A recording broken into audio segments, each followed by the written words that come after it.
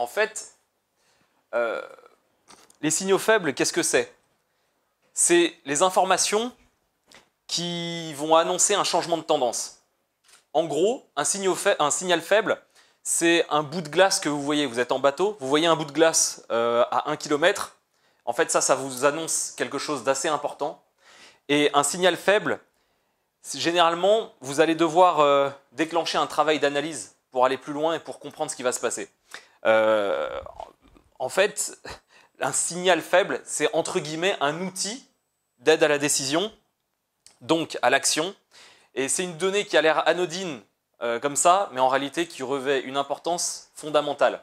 Moi, je vais essentiellement vous parler d'analyse concurrentielle. Je vais vous expliquer pourquoi juste après.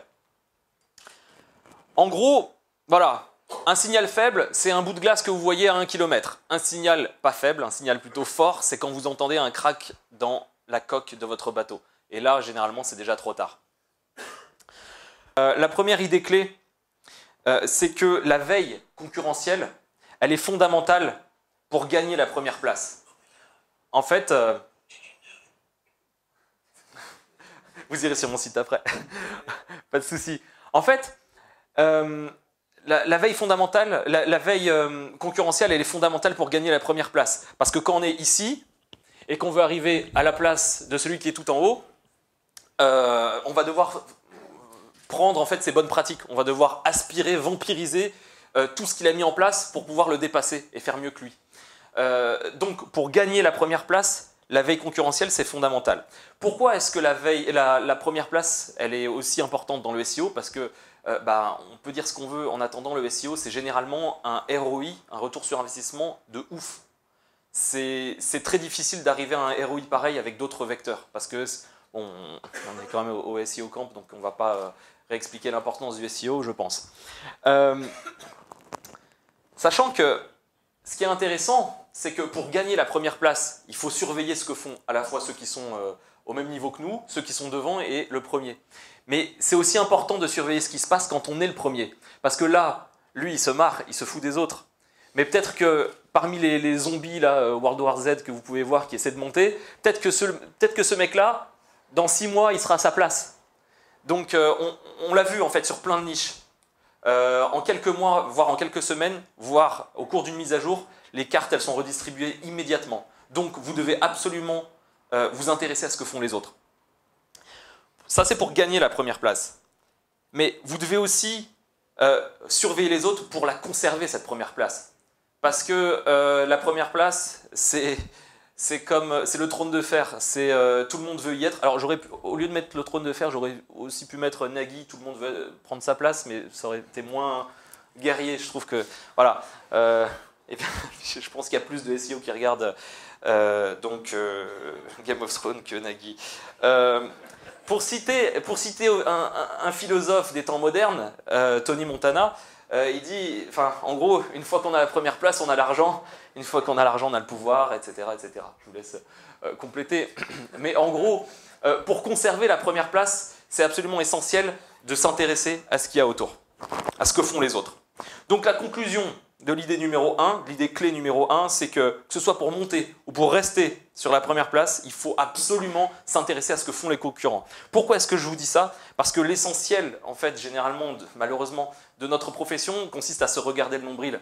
Je regarde mes petites positions et je me dis, ah bah tiens, j'ai gagné une place, j'ai fait ci, j'ai fait ça. Mais c'est complètement fou. En fait, il y a plein d'agences et plein de clients qui s'intéressent uniquement à leur ranking à eux. Mais c'est une situation qui est dangereuse, qui est irresponsable, voire qui est ridicule. Parce que s'intéresser uniquement, et c'est grotesque, parce que s'intéresser uniquement à ces rankings, c'est quelque chose de... voilà, on se regarde le nombril. C'est comme un politicien qui regarderait uniquement ses scores dans les sondages. Il ne regarderait pas ce que font les autres. Il n'aurait aucune revue de presse. Il s'intéresserait à rien du tout dans le contexte politique. Il regarderait uniquement ses scores dans les sondages.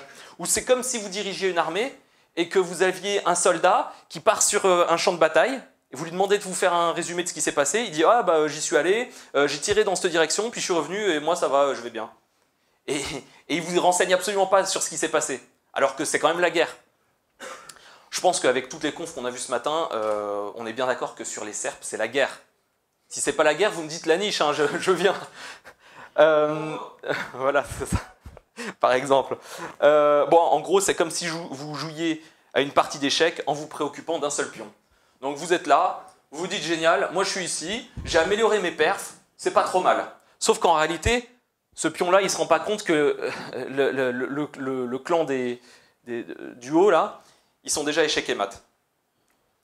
Je vais prendre un autre exemple. C'est comme si, à l'heure actuelle, alors c'est un exemple qui est théorique, hein, c'est absolument pas mes clients ni quoi que ce soit, c'est comme si aujourd'hui je me disais, bah voilà, sur la requête billet d'avion, je m'appelle kayak.fr, donc la ligne, hein, ce qui a marqué c'est 3, kayak.fr plus 2. C'est comme si je me disais, bah voilà, aujourd'hui, entre telle date et telle date, j'ai fait plus 2. Et je fais un reporting à mon boss ou à mon client, je dis, bah voilà, vous avez fait plus 2, ok. Et qu'est-ce qu'on peut savoir de plus avec ça? Absolument rien. La réalité, c'est pas celle-là. C'est que, ok, tu as fait plus 2, mais qu'est-ce que ça vaut? En réalité, tu as fait plus 2. Mais en vrai, il y a Expedia qui a fait plus 12. Il y a Agence Voyage SNCF qui est arrivé, qui a fait plus 85. Il y a Algofly qui est arrivé carrément dans le top 100, alors qu'il n'y était pas avant. Et dans la SERP d'avant, alors ça c'est une comparaison de 2 SERP, vous avez Rogo qui s'est cassé la gueule. Donc s'il s'est cassé la gueule, ça peut être intéressant de voir pourquoi il s'est cassé la gueule pour ne pas faire la même chose. Parce que peut-être que juste avant, on avait essayé de le benchmarker et en réalité, on a copié ces techniques et elles ne marchent pas. Et pareil, vous avez Vol24 qui est parti, eBookers aussi. Donc voilà, en gros, l'idée, c'est de sortir de cette vision complètement nombriliste et égocentrée et de s'intéresser au contexte. Parce que c'est le contexte qui va déterminer ce que ça va être la SERP de demain. Donc, en fait, voilà. Ma deuxième idée clé, c'est pas en se regardant le nombril qu'on va... C'est un peu la suite de l'idée numéro 1. L'idée numéro 2, c'est que c'est pas en se regardant le nombril qu'on va comprendre quoi que ce soit au contexte. Alors moi, les indicateurs que j'ai trouvés, enfin, les indicateurs essentiels que j'ai trouvés, on peut en faire une série entière d'indicateurs, c'est pas le but. On va s'intéresser essentiellement aux facteurs clés de décision, aux indicateurs clés. Moi, je vois 2 types d'indicateurs. Les premiers types d'indicateurs, c'est les rankings. Donc en fait, ce qu'on va faire, c'est qu'on va s'intéresser aux rankings sur les top keywords. Par exemple, on a parlé de code promo aujourd'hui, donc avec Vincent et avec les personnes de chez Radin. Par exemple, je sais que, voilà, comme l'expliquait Vincent, cette thématique-là, c'est code promo plus marque. Ça peut être intéressant de s'intéresser, non pas forcément à l'expression exacte qu'on vise, mais par exemple, au mot-clé code promo en global et regarder non pas les rankings sur les top keywords dans les places 1, 2, 3, mais plutôt aller fouiller, descendre et aller regarder plutôt en page 2, 3, 4, 5, 6, parce qu'il se passe des choses essentielles dans les pages vraiment profondes. Généralement, quand vous avez un site qui va arriver, qui va débarquer sur une thématique, sur un mot-clé très concurrentiel et très ciblé, il va commencer à apparaître autour en fait. S'il a vraiment de la pêche, s'il a vraiment de la puissance, il va commencer à apparaître dans des mots-clés similaires. Donc moi, ce que je vais faire, c'est que je vais commencer à m'intéresser aux top keywords et je vais m'intéresser à ce qui se passe un petit peu après. Donc pas forcément uniquement rester focalisé sur le top 3, parce que là, on verra la slide d'après. Donc voilà, je m'intéresse aux rankings sur les top keywords. Ce que je vais faire également, c'est que je vais m'intéresser non pas forcément à des rankings sur des mots-clés spécifiques, mais à des indices de visibilité. On a des indices en fait qui récoltent des datas sur énormément de mots-clés. On a SEMrush, on a Searchmetrics, on en a plusieurs en fait qui font ça. Donc ça peut être intéressant également de s'intéresser, mais bon, on est obligé, la porte d'entrée sera forcément des rankings sur un mot-clé qu'on connaît, ou au moins qu'on vise. Et ensuite, on va regarder l'évolution en fait de la visibilité globale en fait. C'est pas juste sur 3-4 mots-clés, mais c'est sur des centaines de milliers de mots-clés. On prend voilà, un indice qui pondère tout ça. Il faut également regarder la typologie des SERP. Si j'étais sur une thématique qui a fait beaucoup de bruit en France récemment, la thématique plug anal, si j'étais un vendeur de plug anal il y a, je sais pas, il y a 2 mois à peu près, et ben je me réveille un matin et je me rends compte que mon site il a fait moins 10 ou moins 20. Et là, c'est impossible de comprendre ce qui s'est passé si on regarde uniquement son nombril, si on regarde uniquement son site. Comment est-ce qu'on fait pour l'expliquer ça? On est obligé de s'intéresser à la typologie des SERP et on verra après l'exemple concret. Ce qui s'est passé, c'est que les sites de news ont débarqué sur cette thématique-là. Mais, donc voilà, en gros, au niveau des rankings, c'est ça, à mon avis, les 3 indicateurs essentiels qu'il faut surveiller. J'ai volontairement fait en sorte d'en shortlister des indicateurs, parce que quand on a un cockpit entier, c'est pas... Enfin, vous verrez après. Ça, c'est des indicateurs, on va dire, plutôt de résultats. Quand on est là, c'est pas mal, mais ça a tendance à être un petit peu tard. Si je m'intéresse au ranking uniquement sur la première page, quand le mec est sur la première page, généralement, c'est qu'il y a un mouvement de fond qui a commencé depuis plusieurs mois, voire plusieurs semaines. Donc le truc, c'est que c'est un petit peu tard. On peut également surveiller l'activité du concurrent. On va essayer de regarder son activité éditoriale. On va essayer de voir toutes les nouvelles pages qu'il a créées, le nombre de son nombre de pages indexées, regarder s'il ouvre une nouvelle section, par exemple, un truc au hasard, voilà, s'il lance un forum, s'il lance un blog, des choses comme ça, pour voir ce qu'il fait sur son site. Et également, moi je suis un grand partisan du netlinking, évidemment l'activité de netlinking. C'est essentiel de savoir quels sont les derniers backlinks qu'il a fait. D'ailleurs, voilà, pour continuer sur la thématique code promo, on sait qu'il y a l'Express qui monte comme une balle, et en fait, qu'est-ce qui s'est passé? C'est parce qu'il y a un partenariat avec Cuponation, et en fait, les deux se profitent de ça. Et en fait, on voit un site qui arrive comme une balle, et par exemple, en l'occurrence, Cuponation qui monte, et sauf que quand on regarde en fait ce qui s'est passé, on se rend compte que c'est avec le partenariat avec l'Express qu'ils ont obtenu un backlink avec la belle encre, etc. Sur toutes les pages qui ciblaient. Bon, on verra un petit peu après. Donc en gros, voilà, vous regardez les top keywords, mais pas que le top 3, vous regardez plusieurs pages. Il faut savoir un truc, c'est que si vous monitorez ça à l'échelle du web, vous contrôlez Google limite. Vous comprenez tout ce qui se passe sur Google. Si vous monitorez ça à l'échelle de plein de requêtes, vous pouvez limite être dans un mode invincible en matière de SEO. Pourquoi? Parce que en fait, savoir qu'un concurrent est arrivé sur une requête il y a seulement 2 mois et qui fait des très belles performances, c'est le meilleur moyen de connaître les vraies techniques qui marchent, les vraies techniques qui permettent de ranker, les vraies techniques qui sont vraiment appliquées et qui fonctionnent. Et surtout de voir que, voilà, il est arrivé comme une balle, et surtout qu'il reste sur sa première place, il ne redescend pas. Et c'est intéressant surtout de voir, parce que c'est toujours frustrant de voir des mecs qui arrivent avec une technique, j'en sais un, X ou Y, il y en a un qui va faire un réseau de sites, il y en a un qui va faire du splog, il y en a un qui va faire différents trucs, du spam commentaire ou des choses comme ça. Et c'est toujours frustrant de voir ça, et de ne pas voir le fait, de ne pas pouvoir suivre sur la durée ce qui va se passer. Moi, ce que j'aime bien, c'est voir des mecs qui vont faire du spam, je les mets en favori, et je regarde au fil des mois ce qui se passe. Si ça retombe, je sais que voilà, on peut comprendre, on peut voir, en fait, on peut limite mesurer combien de temps une technique fonctionne, et si ça passe pingouin, etc., etc. Donc du coup, vous pouvez oublier tous les tutos, tous les conseils, toutes les légendes urbaines. Là, vous pouvez voir exactement ce qui marche en observant en fait les SERPs. Il faut savoir que tout ça, vous pouvez l'avoir à travers différents outils qui sont connus. Donc vous pouvez suivre vos concurrents avec différents outils voilà, vous regardez votre badge, vous avez tous ces outils-là qui vous permettent plus ou moins de faire ça. En les assemblant, en utilisant les API des uns des autres, vous pouvez réussir à retomber là-dessus. Donc voilà, en plus, voilà, si vous voulez, vous pouvez vous faire votre outil. Vous pouvez vous le faire vous-même, avec un serveur à 200, 300 € par mois. Vous prenez, je sais pas, 5 à 600 proxys, donc ça vous fait 500 € par mois en plus. Et vous prenez également, je sais pas, un abonnement Majestic avec l'API qui vous fait 300 €, donc vous pouvez facilement vous faire ça pour 1500 € par mois.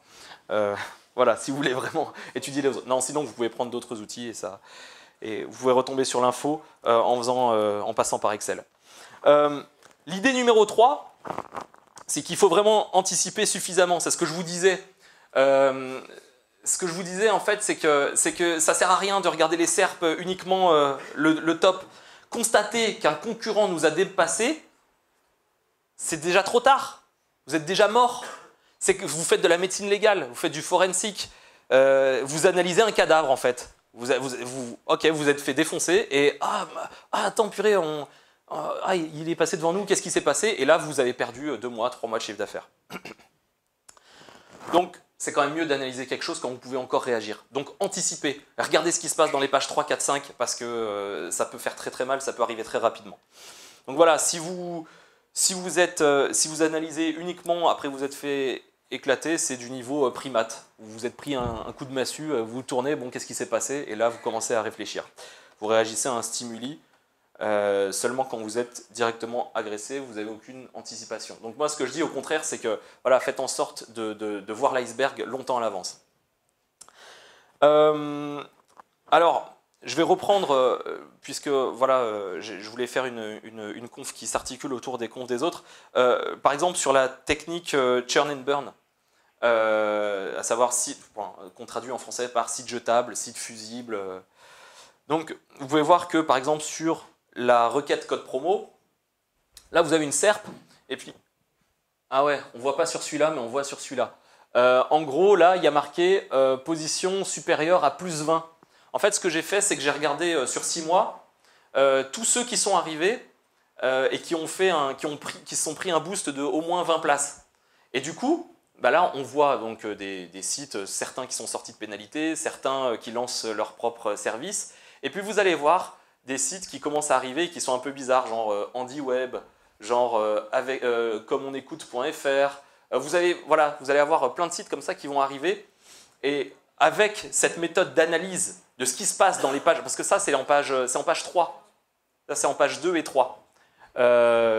Ensuite, on peut aller plus loin après si nécessaire. Mais en regardant déjà ce qui se passe en page 2 et 3, on peut déjà avoir énormément d'infos et repérer les concurrents pour pouvoir réagir.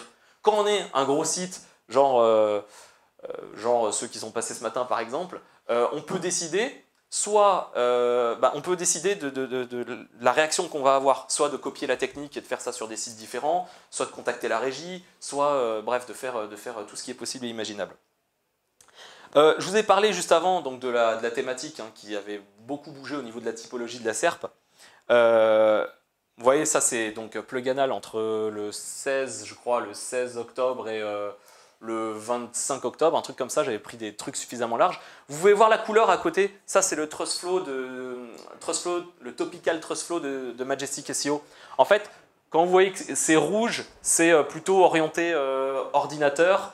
Du jaune, c'est plutôt business. En fait, vous voyez, avant, la technique, la SERP, elle était plutôt arc-en-ciel. Vous aviez un petit peu de tout. Vous aviez du blog, de la news, des sites e-commerce. Et en fait, quand vous voyez du vert ici, donc quand vous voyez du vert ici, c'est bizarre en fait, ouais.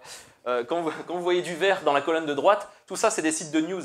Et en fait, en voyant ça visuellement, on comprend tout de suite ce qui s'est passé. Si j'étais Amazon et que je me suis pris -11, ben en fait, je me rends compte que je ne vais pas dire c'est pas si grave, mais au moins on comprend plus facilement ce qui s'est passé pour pouvoir mieux, réagir. Donc, on pouvait le voir visuellement de toute façon, même sans les favicons, directement depuis la SERP, on pouvait comprendre, on pouvait voir, ah oui, Libération, Le Monde, Slate, etc. Bon, on arrivait à le comprendre. Voilà, l'idée, c'est de gagner du temps avec des petits trucs un petit peu visuels. Un autre truc, je vous avais montré avant, là, sur ce slide-là, un cocktail. Vous pouvez mélanger ces datas-là entre les rankings et l'activité. Donc, c'est ce que j'ai voulu faire. Vous pouvez le faire aussi. Enfin, tout ça, c'est accessible essentiellement. Vous pouvez reprendre de la data et la modifier un petit peu pour y avoir accès depuis Excel.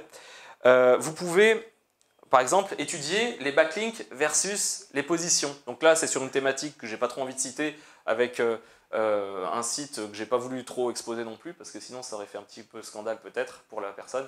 En fait, là on voit, ça c'est les rankings, donc plus c'est haut mieux c'est, et en bas là, c'est une activité de netlinking. Donc on voit qu'en juillet, août, il y a une grosse activité de netlinking et que bam, ça s'est retransmis voilà, quelques semaines plus tard. Cette campagne là, c'est essentiellement des annuaires.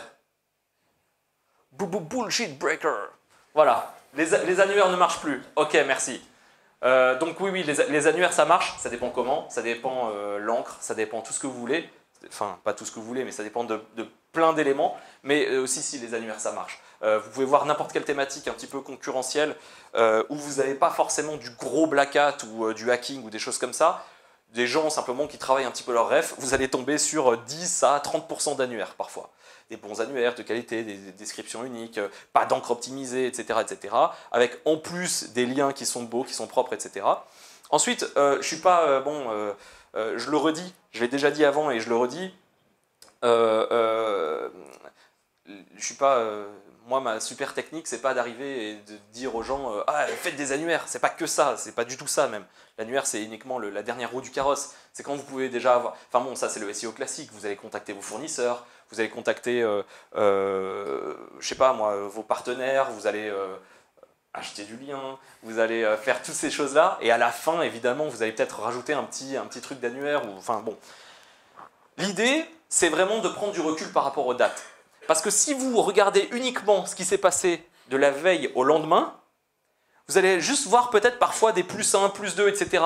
Ce qu'il faut, c'est regarder ce qui s'est passé à l'échelle d'un mois, ou à l'échelle de 6 mois carrément. Parce qu'à l'échelle de 6 mois, on peut voir des évolutions beaucoup plus brutales, et donc beaucoup plus parlantes. Donc voilà, ça c'est aussi un autre élément, c'est le fait comment ça s'appelle, de prendre du recul par rapport aux dates. L'idée clé numéro 4, c'est de faire en sorte de surtout pas être dans quelque chose de trop compliqué.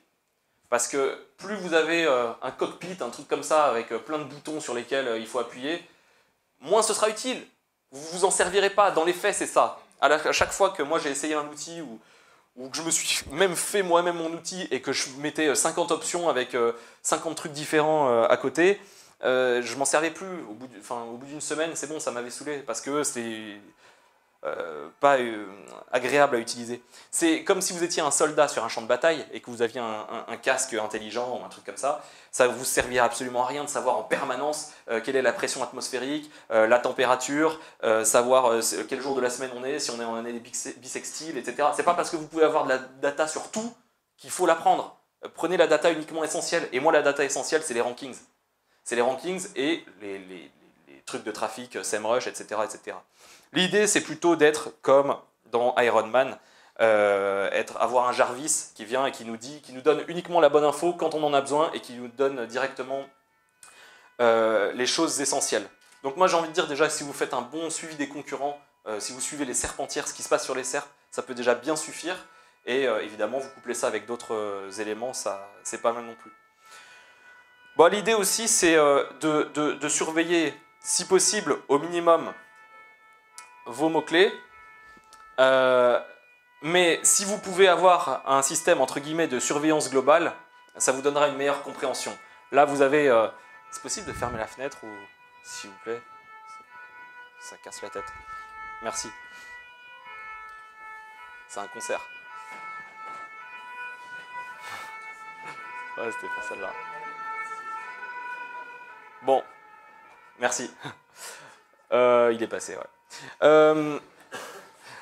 En fait, voilà, l'idée c'est aussi de se dire, soit je vais surveiller uniquement mes concurrents proches, soit je vais essayer d'avoir une... Moi par exemple, je suis pas du tout il y a des niches sur lesquelles je suis pas du tout. Mutuelles, etc. C'est pas des niches sur lesquelles je travaille. Mais ça m'intéresse vachement de savoir ce qui se passe sur ces niches-là. Du coup, en fait, surveiller ses concurrents directs, c'est bien, c'est le strict minimum. Mais c'est bien aussi de détecter ces nouveaux concurrents qui vont arriver, premièrement, et également de s'intéresser à ce qui se passe au niveau du web entier, au niveau de toutes les grosses requêtes. Parce que c'est ces requêtes-là sur lesquelles il y a de l'argent, c'est ces requêtes-là sur lesquelles il y a des enjeux. Donc en fait, voilà. Le mieux, c'est d'avoir une vision un petit peu satellite qui peut tout surplomber. Bon, je vais passer un petit peu. À la fin, c'est à vous de choisir si vous voulez être un homme préhistorique qui suit ses propres positions, qui analyse ses backlinks a posteriori quand il voit qu'il s'est fait éclater et qui anticipe absolument rien, ou si vous voulez plutôt être un Iron Man avec un Jarvis qui vous prévient, qui vous dit attention, à 2 km d'ici, il y a un missile qui a été tiré, vous allez vous le prendre, etc. etc. Donc voilà.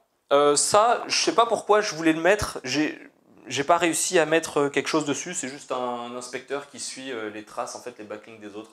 Voilà, c'était juste parce que j'aimais bien ce truc.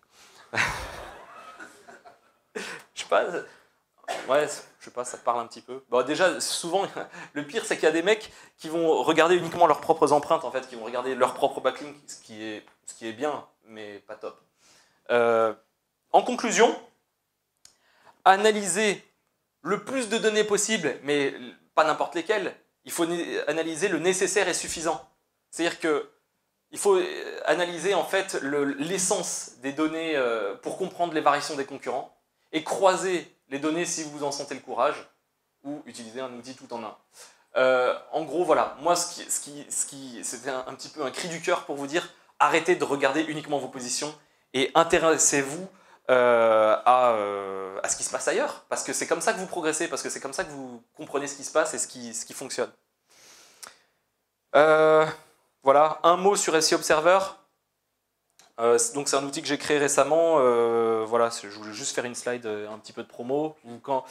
En gros, l'idée c'est que vous avez un outil tout en un. Vous avez accès à toute la base de rankings et toutes les archives sur 50 000 mots-clés. Moi, quand on me dit, ouais, voilà, qu'est-ce qui s'est passé par exemple sur tel mot-clé que j'ai jamais entendu de ma vie, je le rentre dedans et puis je peux savoir tout ce qui s'est passé sur un an, avec qui était là, à quel moment. Ça peut remplacer votre fournisseur de backlink puisqu'on utilise la data de Majestic SEO, donc vous pouvez facilement remplacer Majestic ou Ahref, etc. Vous n'avez pas besoin de créer de projet, de campagne, de mots-clés concurrents, vous rentrez juste votre mot-clé et la magie opère. Il casse toutes les légendes urbaines et l'objectif, parce que c'est ce qui me ferait plaisir, c'est de mettre l'équipe qualité au chômage.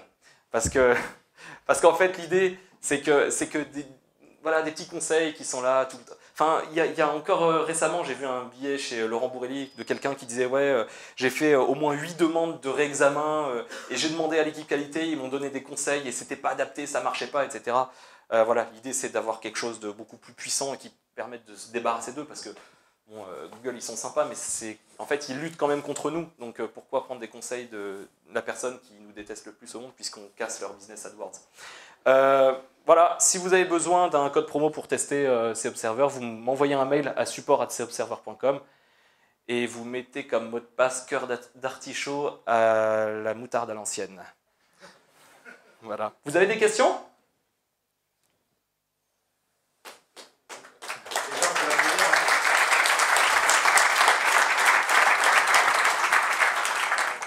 Oui. Ah. Attends, on va te donner un micro après. Comment on fait sur un site e-commerce avec des milliers de keywords à suivre Faut identifier les mots-clés essentiels, en fait, les mots-clés catégories. En fait, voilà, faut s'intéresser essentiellement aux top keywords. Parce que si on rank bien sur les top keywords, généralement, le jus, il se redistribue dans les pages un petit peu internes.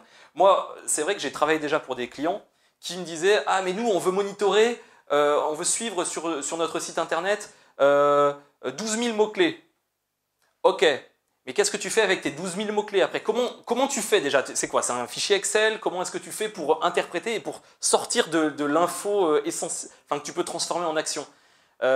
Moi, je préfère suivre soit le rang SEMrush, donc de la visibilité globale, sur là, c'est pas des milliers, mais des millions de mots-clés, soit m'intéresser uniquement aux top keywords, des mots-clés représentatifs, des mots-clés de catégorie, etc. etc. C'est un petit peu le truc composite que j'ai trouvé, parce que, justement, pour des problématiques comme ça, j'arrive pas à comprendre comment on peut suivre des milliers et des milliers de mots-clés et surtout en retirer quelque chose de facile à exploiter. Elisloïm, j'ai vu que tu avais marqué mettre l'équipe qualité au chômage, tu parles bien des quality writers, pas ceux qui sont chez le client. Évidemment, je parle bien de l'équipe qualité. Il va y avoir un casus belli. Non, évidemment. Moi je vais répondre à la question tout à l'heure. Je pense que le problème c'est dans l'affichage des données et que pour suivre l'évolution de 200 000 mots-clés par exemple sur un e-commerce, il s'agit justement de voir autrement. Donc l'outil qu'a fait Kevin, pardon, est d'une très grande qualité pour voir sur un mot-clé, mais pour voir sur, du coup, par exemple, 10 000 mots-clés pour un e-commerce, ou 100 000, 200 000, il faudrait imaginer autre chose en termes de visualisation, qui s'appuierait principalement sur des cocons de mots-clés, qu'on combinerait avec des tendances médianes. Voilà. Ouais. Si ça peut vous donner des pistes. C'est vrai que voilà, avoir des graphes de mots-clés, ça c'est pas mal. Ensuite, moi du coup j'ai fait le choix plutôt de raisonner en prenant le traf SEMrush, parce que bon là pour le coup c'est plutôt global. Mais ouais, effectivement, c'est intéressant de trouver des... Ouais, c'est clair, effectivement. Et les ressources serveurs. Et la ressource serveur. Et les fonds de cœur. Voilà. Oui, Kevin, je voulais savoir si tu avais prévu des parades pour justement, tu as dit que l'outil reposait sur un gros serveur. Donc à partir, si on fait une analyse de tout ça, à partir du moment où on récupère l'IP de ton serveur, on est en mesure de pouvoir notamment bloquer ton analyse éditoriale ou éventuellement les backlinks, t'exclure si on fait des redirections avec des raccourcis sur l'URL, ce genre de choses. Enfin, brouiller l'analyse en fait. Tu peux brouiller oui, tu peux brouiller l'analyse, c'est clair. Par contre, bon, déjà pour trouver l'IP de mon serveur, le serveur il se connecte pas en direct, il utilise des proxys, enfin voilà, il y a différentes choses. Mais les parades, de toute façon, à partir du moment où il y a des techniques extrêmement black hat qui ont été mises en place, donc à partir de redirection, cloquer, etc., machin, là il faut passer à de l'analyse très très fine et manuelle. Et regarder chacun des sites, enfin voilà, c'est un mode qui est applicable à 0,1% du web, même pas. Donc ça marche, ça fonctionne, mais il faut le faire quand même, faut retrousser les manches parce que voilà, c'est pas le cœur de l'outil.